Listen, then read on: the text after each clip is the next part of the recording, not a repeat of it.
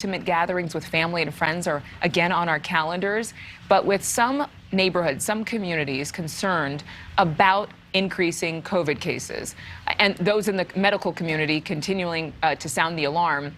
We're just trying to figure out exactly what kind of precautions should still be taken, because somebody might be coming to dinner without having been vaccinated. Joining us right now, Dr. David Trotter, the chair of emergency medicine and Advocate Illinois Masonic Medical Center. That's correct. That's yes. right. The mouthful. Okay.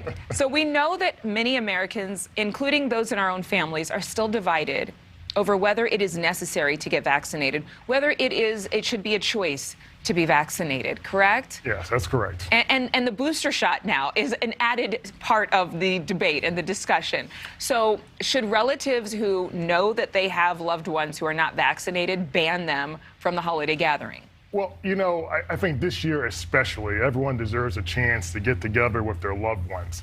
You know, the big difference between this holiday season and last year's holiday season is that this year we actually do have tools to fight against this terrible virus. And the biggest tool, of course, being the COVID-19 vaccine. It's been safe and proven to be effective, and it can actually help decrease the chance of you getting COVID in the first place. So it's really important to share that information with your family members before you gather. But you also don't want to ban anyone. You know, you want to be around your individuals. You want to share those same type of intimate stories. And there should be some safety precautions that should be put in place if you're going to be together, though. And I think that for a lot of people, being vaccinated and unvaccinated in the same home, I mean, who's at greater risk? Would it be somebody who's not displaying any symptoms at all but happens to not be vaccinated? Or would it be somebody who's already vaccinated? Well, you know, that's a pretty good question, and a great question, in fact. You know, the chances of you actually contracting COVID-19 if you're vaccinated are obviously decreased. All right. If you're unvaccinated, you have a much higher chance of contracting COVID-19 and just being an asymptomatic carrier. And so what you don't want to do is bring yourself to a gathering. You have not been vaccinated, you're not carrying symptoms, and maybe expose a young child or someone who has a weakened immune system to a virus that you didn't know that you actually had.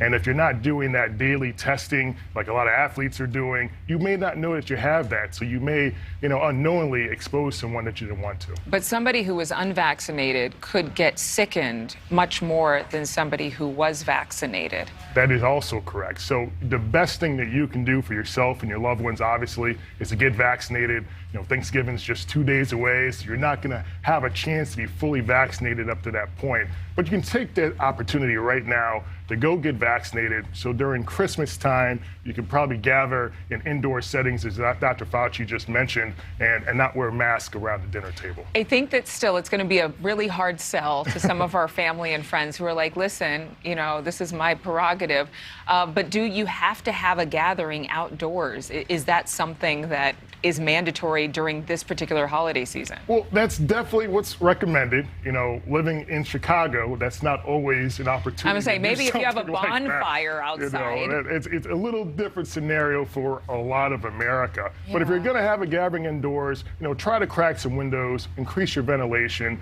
That'll decrease the chance of this virus actually being transmitted to other people. And you can do things to try to keep yourself and your family safe. All right, David Trotter, thank you so much. Dr. David Trotter. Thank you so much for watching. Make sure to click on the red subscribe button below so you can get more of NewsNation's fact-driven, unbiased coverage.